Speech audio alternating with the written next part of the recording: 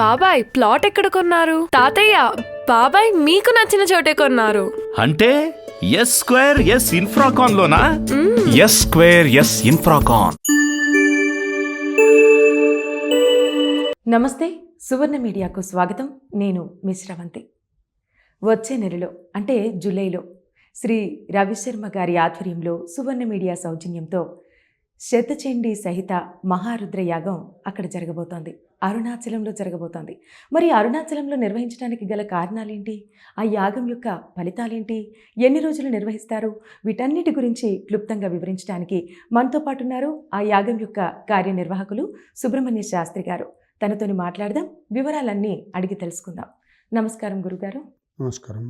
ఎలా ఉన్నారు గురుగారు? బాగున్నారు. గురుగారు చెప్పండి, అంటే అరుణాచలంలో యాగం నిర్వహిస్తున్నారు కదా, అక్కడ అంటే అరుణాచలంలో నిర్వహించడానికి గల కారణాలేంటి? అరుణాచలంలో నిర్వహించడానికి గల కారణం ఏంటి అంటే, ఆ అరుణాచలం క్షేత్రం అనేటువంటిది చాలా విశేషమైనటువంటిది. ముందుగా మనం ఒకసారి ఆ గణపతిని ప్రార్థన చేసుకుని ప్రారంభించుద్దాం. ఓం గణానాన్త్వా గణపతిం భవామహే కవిం కవీనాముపమస్రవస్తం జ్యేష్ఠరాజం బ్రహ్మణాం బ్రహ్మణస్పదాన శృణ్వన్నోతభిషీదశాదనం. శ్రీ మహాగణాధిపతయే నమః. అభితుకుచాంబా సమేత శ్రీ అరుణాచలేశ్వరాయ నమః.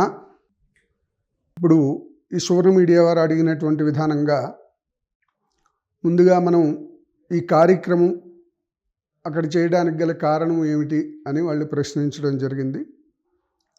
అరుణాచలంలో చేయడానికి గల కారణం ఏమిటి అంటే, అరుణాచలం అనేటువంటి క్షేత్రం చాలా విశేషమైనటువంటిది.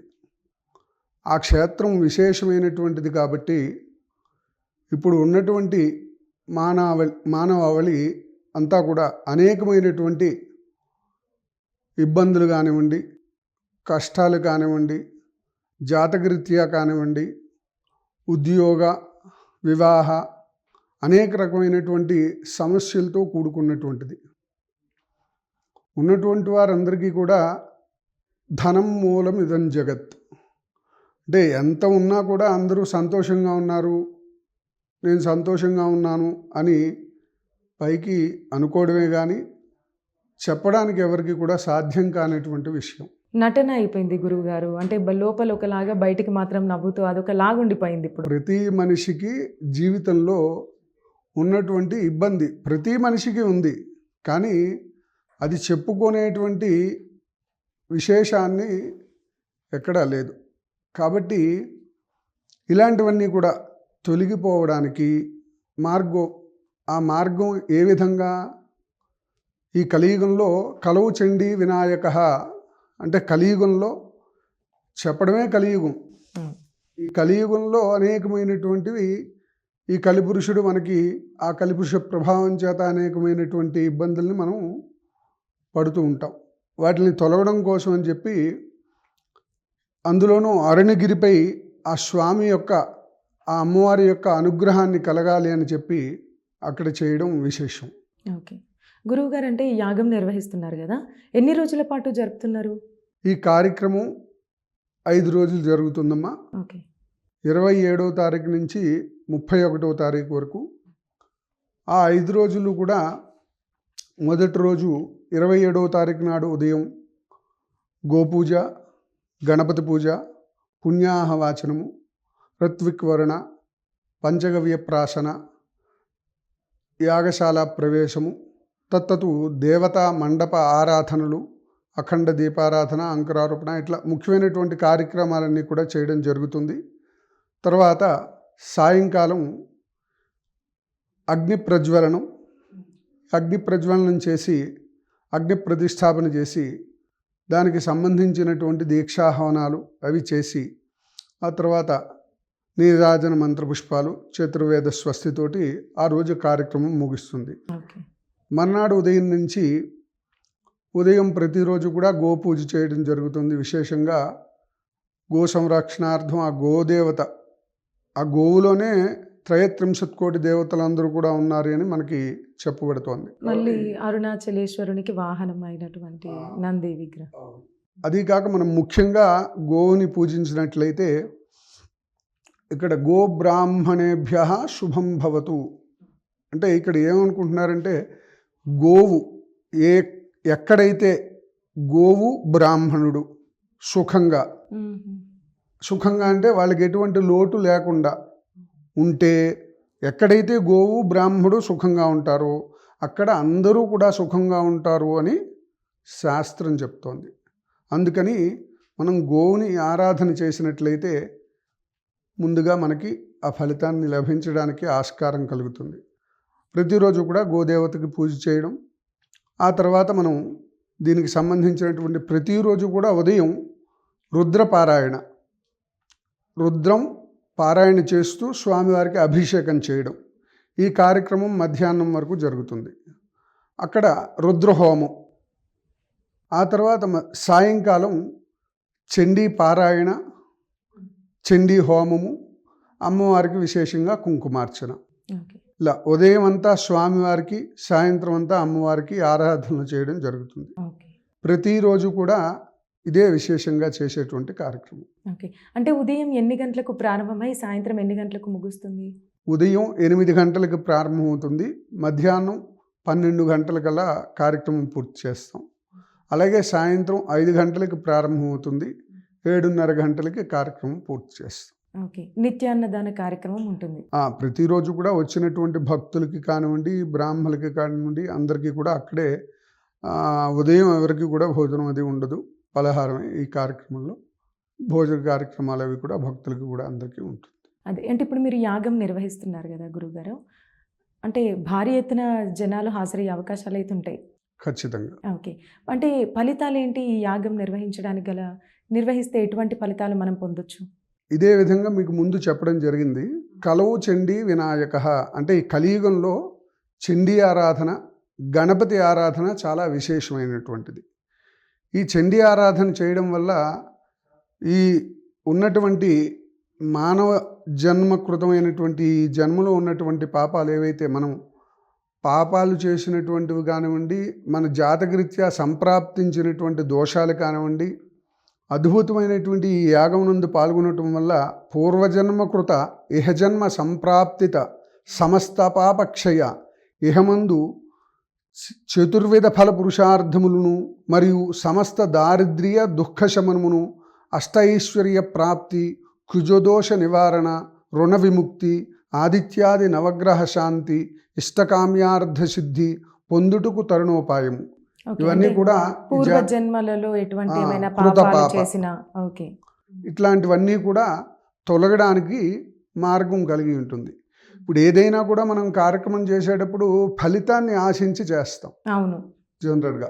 కానీ ఆ ఫలితాన్ని ఆశించి చేయడం వల్లదే అనేదే తప్పు అసలు. ఇప్పుడు ఫలితం ఆయన ఇవ్వాలి, మనం అడిగి తీసుకుంటే అది ఫలితం. అది ఎలా?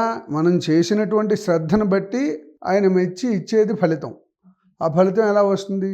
అందుకని ఆ ఫలితం వచ్చేటువంటి విధానం ఎలా ఉంటుంది అంటే మన యొక్క చేసే విధానాన్ని బట్టి భక్తి ఉంటుంది, శ్రద్ధ ఉంటుంది, మంత్రం ఉంటుంది, తంత్రం ఉంటుంది, అన్నీ చేస్తారు. కానీ మనస్సు ఎక్కడ ఉంటుంది? అక్కడ ఉండదు. దాన్ని నువ్వు ఎప్పుడైతే అక్కడ పెట్టి చేయగలుగుతావో అప్పుడు మాత్రమే దాని యొక్క ఫలితం నీకు వస్తుంది. ఆ ఫలితం అనేటువంటిది తద్వారా అలా పొందగలుగుతాం మనం. అయితే గురువుగారు, అంటే ఇప్పుడు మన 2 తెలుగు రాష్ట్రాల్లో ఎక్కడ చూసుకున్నా కూడా ఎన్నో పుణ్యక్షేత్రాలు ఉన్నాయి. మరి అరుణాచలంలో అంత దూరం చేస్తే ఇక్కడి ప్రజలు ఎక్కడికి హాజరు కాలేరు కదా, అంటే అక్కడికి రాలేరు కదా కొంతమంది. వీలైన వాళ్ళు రాగలుగుతారు, వీలు కాని వాళ్ళకు మరి ఏంటి?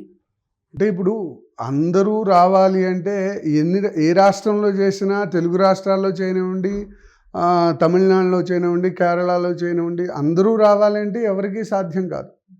కానీ దాని మీద భక్తి ఉండి చేసుకోవాలని శ్రద్ధ ఉండి, ఇప్పుడు చెప్పాం కదా, ఇలాంటి దోషాలు ఏవో ఉండి ఇది చేసుకోవడం వల్ల మనకు ఫలితం వస్తుంది అనుకున్న వాళ్ళు ఉండి, అలాంటి వాళ్ళు ఎవరో వస్తారు. రాలేని వాళ్ళు ఇక్కడి నుంచి గోత్రనామాల ద్వారా అక్కడ అర్చన చేయడం, వాళ్ళ గోత్రనామాలతోటి అక్కడే హోమాలు చేయడం, ఆ వసతులు కల్పిస్తున్నారు. ఇక్కడ ఉండి కూడా ఇప్పుడు ఒక 1000 మంది రాసుకున్నారు గోత్రనామాలు, 1000 మంది రాలేకపోవచ్చు, 500 మంది వస్తారు. మిగిలిన 500 మంది వాళ్ళ గోత్రనామాలతో అక్కడ అర్చనలు పూజలు జరగడం అనేది జరుగుతుంది. వసతి అనేది ఉంటుంది. కానీ వీళ్ళు రాలేనప్పుడు అక్కడ వాళ్ళ గోత్రనామాలతో అర్చన చేయడం, ఆ హోమాలు చేయడం, ఈ కార్యక్రమం అంతా కూడా జరుగుతుంది. ఓకే. రాలేని వాళ్ళకి కూడా తద్వారా ఈ గోత్రనామాల ద్వారా అక్కడ కార్యక్రమం చేయడం జరుగుతుంది. ఓకే. అంటే ఈ యాగంలో ఖచ్చితంగా దంపతులే పాల్గొనాలా గురువుగారు? ఎవరైనా సరే? ఎవరైనా పాల్గొవచ్చమ్మా, దంపతులే పాల్గొనాలని ఏం లేదు. దంపతులుగా ఉండి వస్తే విశేషం, లేదు ఎవరైనా విద్యార్థులు కానివ్వండి, పెద్దవాళ్ళు కానివ్వండి, ఎవరైనా రావచ్చు. దానికి వీళ్ళే పాల్గొవాలనేటువంటి రూల్ అయితే ఏం లేదు. ఓకే. అంటే గురువుగారు నాకు ఒక చిన్న సందేహం. ఈ జూలై మొత్తం ఆషాఢ మాసం అని అంటున్నారు కదా, మరి ఇప్పుడు మీరు చేసే యాగం ఆషాఢ మాసంలోనే ఉంటుందా? అవునమ్మా. మరి అంటే చేయొచ్చా అప్పుడు అట్లా చేయడానికి? ఇక్కడ ఆషాఢ మాసం అనేటువంటిది శూన్యమాసం. ఓకే. దానికి శుభముహూర్తములు అంటే వివాహాలు, ఉపనయనాలు ఇట్లాంటి కార్యక్రమాలు చేయకూడదు. కానీ ఈ దైవ కార్యక్రమం ఇది, ఇట్లాంటి కార్యక్రమాలు చేయకూడదని మనకి ఎక్కడా చెప్పబడలేదు. ఇదే పూర్వకంగా ఇలాంటి యాగాలు మనం చేస్తున్నటువంటి 27వ తారీఖు నుంచే అనేకమైనటువంటి యాగాలు జరుగుతున్నాయి.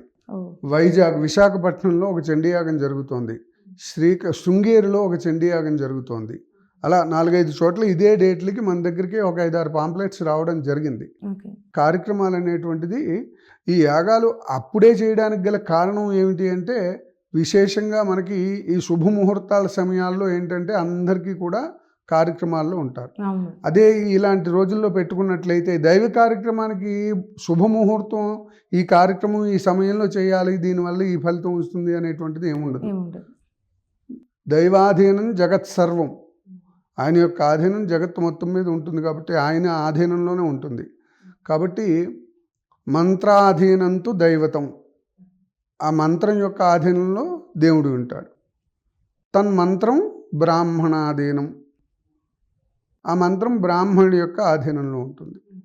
అలా ఈ కార్యక్రమం అంతా కూడా ఎప్పుడైనా చేయొచ్చు. దానికోసం శుభముహూర్తం అనేటువంటిది ఆ ఉన్న రోజుల్లో ముహూర్తం చూసి పెడతాం, కానీ ఈ మాసం అనేటువంటిది ప్రత్యేకమైనటువంటి విశేషం ఏం లేదు. ఓకే. అంటే గురువుగారు మీరు చెప్పారు కదా, అంటే యాగం పేరు శతచండీ సహిత మహారుద్ర యాగం అని, అర్థం ఏంటి? శతచండీ అంటే 108 సార్లు, చండీ సప్తశతి అని 700 శ్లోకాలు. ఆ 700 శ్లోకాల్ని 13 అధ్యాయాలుగా విభజించడం జరిగింది. ఈ 13 అధ్యాయాలు కూడా ప్రతి అధ్యాయానికి కూడా అమ్మవారి యొక్క స్వరూపాలు. ఆ స్వరూపాల్లో ప్రతి అధ్యాయానికి ఒక్కొక్క రకమైనటువంటి పండ్లు, మొదటి అధ్యాయానికి కొబ్బరికాయ, రెండో అధ్యాయానికి వెలక్కాయ, మూడో అధ్యాయానికి మళ్ళీ కొబ్బరికాయ, 4వ అధ్యాయానికి పూగి ఫలము, అంటే ఇట్లా కొన్ని దానికి వెప్ప పువ్వు, చెరుకు ముక్క, గుమ్మిడి పండు, ఇవన్నీ కూడా చేటల్లో పెట్టి రవికిలి బట్ట, సుగంధ ద్రవ్యాలు, ఈ జాజికాయ, జాపత్రి, పచ్చకర్పూరము, యాలకులు, లవంగాలు, కిస్మిసు, ఎండు ద్రాక్ష ఇలాంటివన్నీ కూడా కలిపి, రక్త చందనం, ఈ సుగంధ ద్రవ్యాలన్నీ కూడా కలిపి ఆ అమ్మవారికి చేటలో పెట్టి ప్రతి అధ్యాయానికి సమర్పణ ఇవ్వడం జరుగుతుంది. అలా 13 అధ్యాయాలకి 13 రకాల అధ్యాయాలతో 13 రకాల యొక్క వస్తువులతో అమ్మవారికి హోమం చేయడం జరుగుతుంది. ఓకే. అంటే గురువుగారు, ఈ యాగం యొక్క ఫలితానికంటే ఆ యాగం మనం కనుక నిర్వహించినట్టయితే, అంటే మనం ఆ యాగంలో పాల్గొంటే ఆ అమ్మవారివి కానివ్వండి, స్వామివారివి కానివ్వండి ఆశీర్వాదం ఉంటుంది, మనకు ఒక మనోధైర్యం ఉంటుంది అని ఉద్దేశం. ఖచ్చితంగా.